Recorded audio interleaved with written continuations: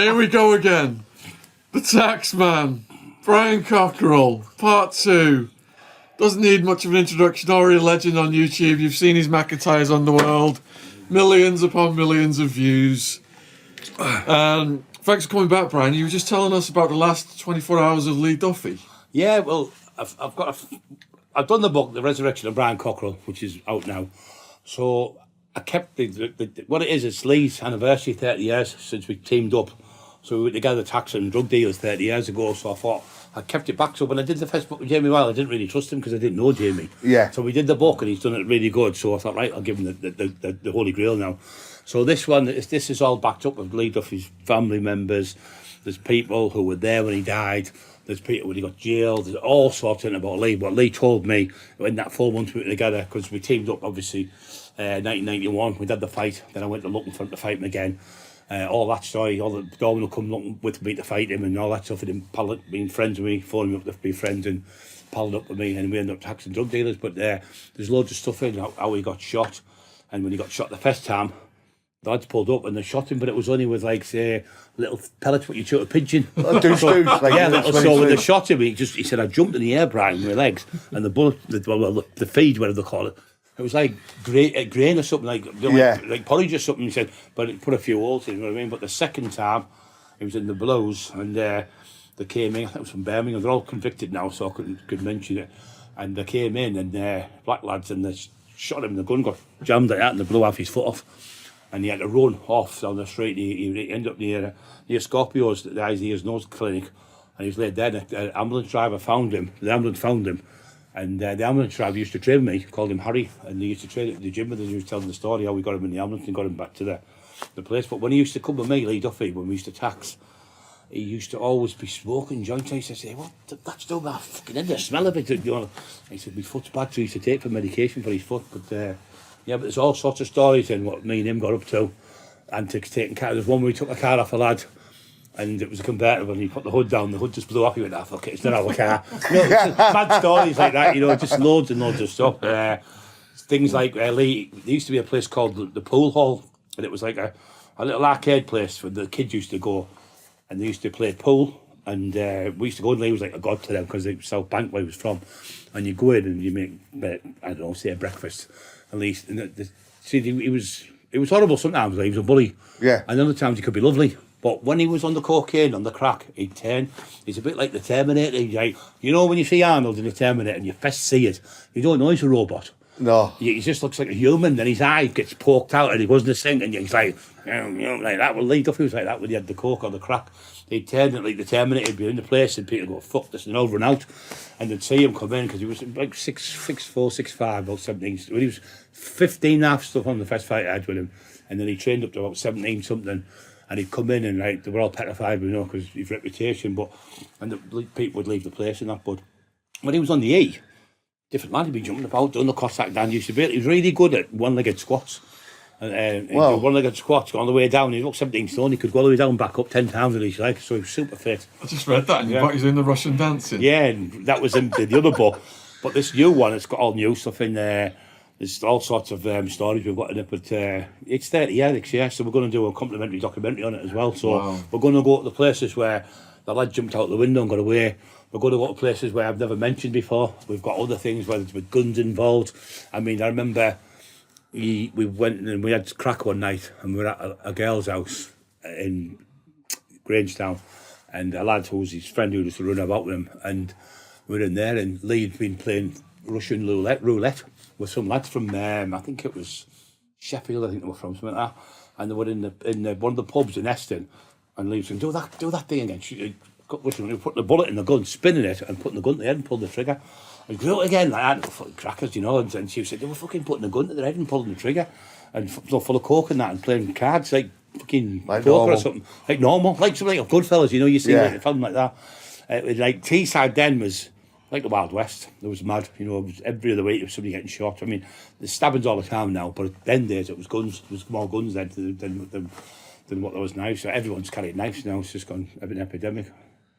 Every place has their own mad things, don't they? Yeah. We've talked to someone before that he's from Hartlepool, and I mentioned something about monkeys because I could have swore in prison It's called them monkey hangers or something, That's don't right. they? I can tell you the story. Yeah, what happened is there was a French boat sank by the British, and the only thing survived was a monkey on a piece of wood, and it was on the beach, and it was talking gibberish. They thought it was a French spy, so they hanged the fucking monkey on the beach.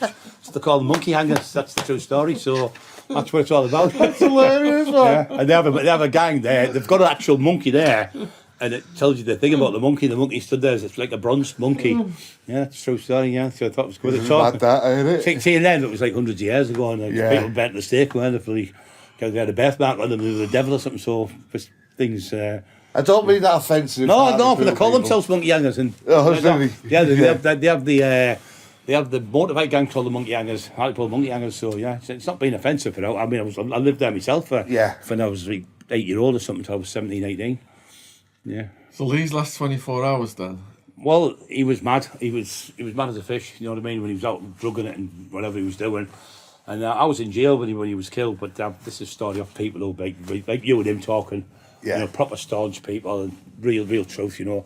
And he went to the Blues to have a fight with some lads, and they were fighting, and he got stabbed in the back. And then the lad was fighting with him, and the lad's actually a nice lad who killed him. Lee was bullying him, so he was threw a knife in his fear. He used a knife and killed him. But there's all these rubbish stories. Lee died.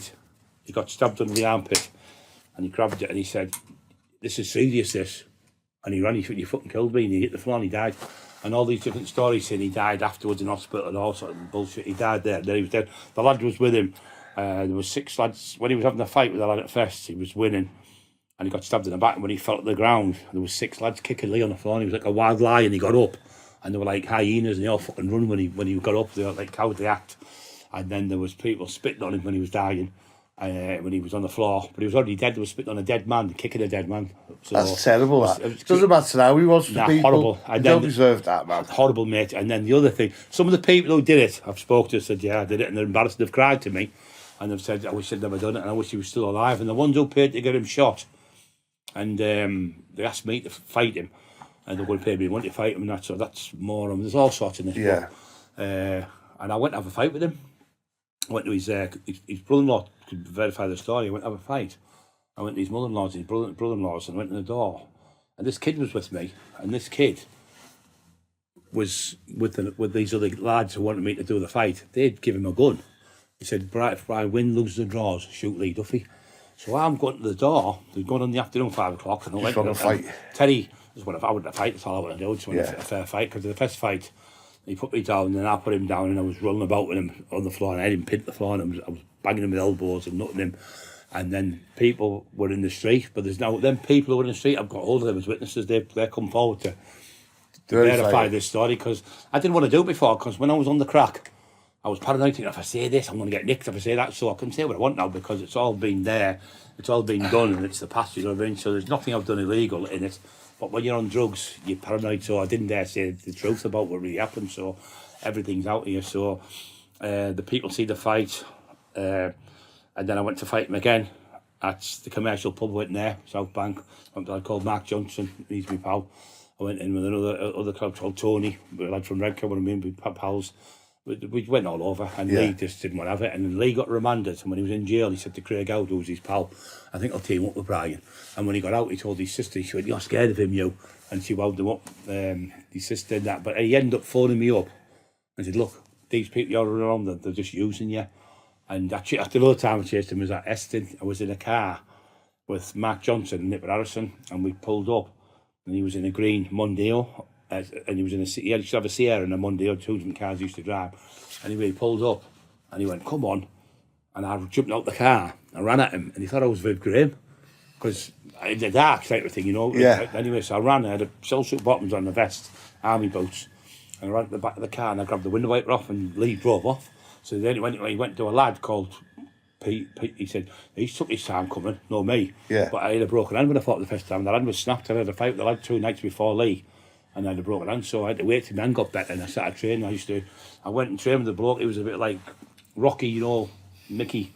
It was like him. I was on the sand dunes running, like, as if, like, you know, I'm going to win this fight. And I trained, and I went to fight me, didn't want to know. And I had loads. I had another man called John Black, tried to get a straightener with him to have one-on-one and things like that, but it never come off. But he just knew. But he told the story to a lad called Ozzy Bingham. He said, and about 6 lads were in the pub, he said, that must have been fucking crackers fighting them. He said, he just threw me around like a rag doll. He said, he's fucking that strength, unbelievable. Because I was monstrously strong, you know. At the time. I'm not trying to make that. I'm not, for all them people out there, I'm not trying to glorify this because it wasn't good. But all I'm doing is Just the guys are asking me a YouTube question. Videos. You're looking like you fighting weight now, to be fair. Like. Yeah. What it is, I'm feeling better now because I'm not as light as 24 stone.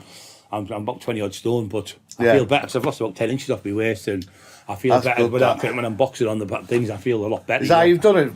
Working out? Just working out, yeah. But what I got that coronavirus, it's fucking horrendous. And for people out there saying it's a myth, believe me, it's fucking not. No. And if you get it, it's serious, really serious. And you feel like your legs are broken when you're walking. Just go to the toilet and you've got no strength. You can't eat. You're hallucinating. It's everything. That was back on the fucking crack. I had a run-in with it, but I didn't know what it was. Yeah. But I felt like fucking death. Oh, yeah, that's what you feel. You feel in your head. You're paranoid you're going to die. It's that bad. And then I ended up getting pneumonia with it. So I got the pneumonia, and then I went to the hospital. They kept me in for 7 hours, and they said you've got kidney infection. Well, no, that's what most people who die with it are diabetics. And what happens is the sugar. Obviously, you don't produce your pancreas produces the insulin. Yeah. So when you get that, it destroys the kidneys. Explode. It kills 22% of people who've died. Have had diabetics. So it's really, really serious. If you're diabetic, you get it. So you've got to be very careful. That's mad. I've got like water retention. You know when we like, we see that it's all wet. Yeah. And it's actually leaking out my fucking leg. I've seen that one before. I've seen water retention. You know, you can get water tablets. Have you tried to get them off the doctor? Yeah, I've got them off the doctor now. Yeah. But all you want to do is get the baths. I know you're thinking because that's the best thing for it. No, if you're right, you're overweight and your legs out, and you don't think it's quite good the baths because you're in there. You've got no think about. You've got nothing no support, so you can just do a little. I'm always self-conscious about going anywhere with my top off. You know what I mean? You can wear your t-shirt. Yeah. Wear your t-shirt. You know what I mean? You don't have to. People are going, I've got burn marks, and they wear t-shirts, just wear your t-shirt, but your health's the most important thing. Fuck what people are thinking. It's because his dog died and he's not getting out of the house. Yeah. I wish I lived up here, I'd get him out. Get that fucking bed now. So congratulations on your marriage since last we spoke. I used to go out with her 30 years ago, so it took me 30 years, because someone told me, I went to jail, and we split up, obviously I was in jail, and I just called it a day because I didn't want to wait for me forever. Anyway, when I got out after 3 years, I went looking for her and somebody said she'd died of a heroin overdose, but she'd ended up getting with somebody from Liverpool, staying down here for 7 8 years. She was living in Toxteth in Liverpool. Yeah, she was staying she was here, so we were together for a while. And then anyway, she Facebooked me. I'd never been on Facebook and I've seen it. I said, is that really you? So she went, oh. I said, somebody's cruel, horrible bastards playing a joke here. She went, no, it's me. I said, right, if it's you, when did I first go out with you? Where did you meet? And she put the right place and thing. And what person who introduced her? And I thought, oh my God. And I was like, don't want to cry or celebrate, you know what I mean? So anyway, within the first week, we were in all good, lovey type of thing. She couldn't see me. But I had that fucking other thing that I went to the school, Karma. Yeah. Went to the school, the kids went to 3 schools and ended up catching that, what's it called? Viral infection. What's it called? Corona. No. What's it called? Norovirus. Norovirus. The only way I can get is norovirus. Oh, it was horrible. Shit, I was thrown like up. I'm coming out my nose and coming out my bum at the same time. I was yeah. fucking crying with the pain. Horrible. I had that for 10 days. Like, I've got this virus, and then all of a sudden I'm supposed to go and meet air. I said to my brother, right, I've got to get the hairdressers. Goes on the hairdressers. Sat there waiting to get it done. Next minute, he went, I've locked the keys in the car. I went, I'll fucking kill you. I've got to pick it up and break you. So we sat there, couldn't get the car. I'll put the window through, so I shot a brick at it and it's bounced off it. I don't believe it. Anyway, a taxi was going by. I got the taxi, and then the phone. I said, look what it is, and she said, I'll come over, and she got a lift over off one of my friends, and we were 7 days together, and we got the tattoo on here somewhere.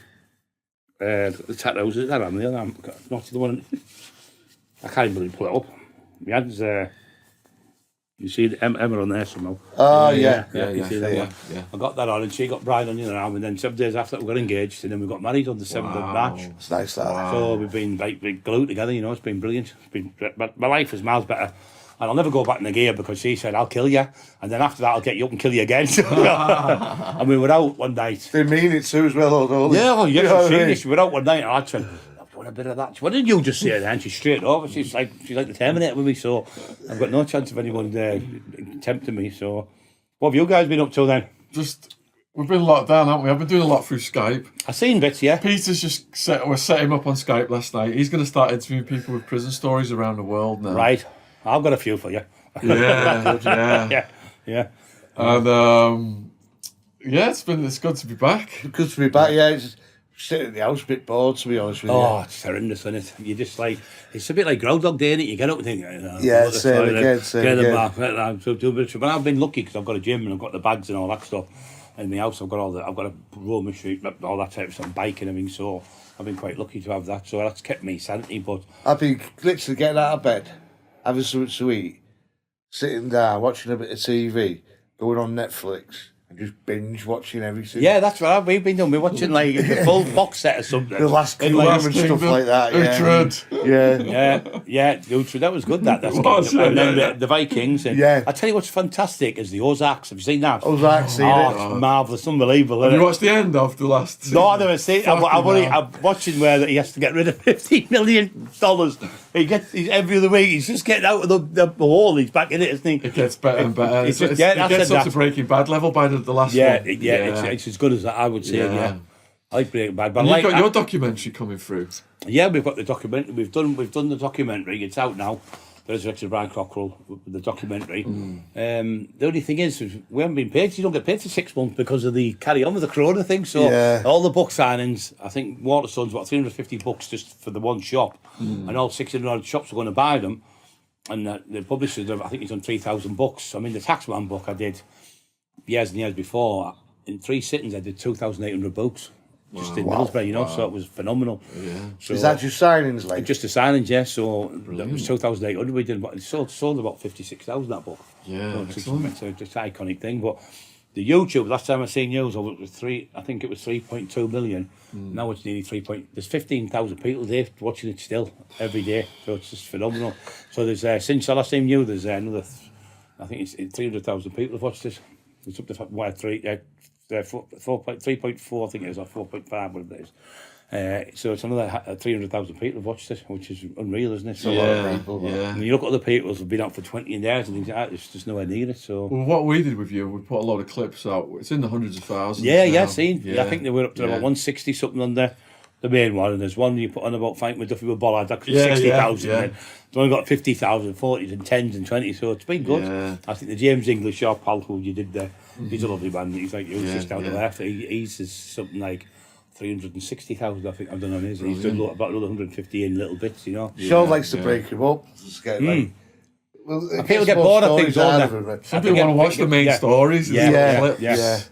And if you're watching this, part 1 of Taxman is in the description box. And his clips are down there as well, so click down there and check that stuff out. It's a must watch.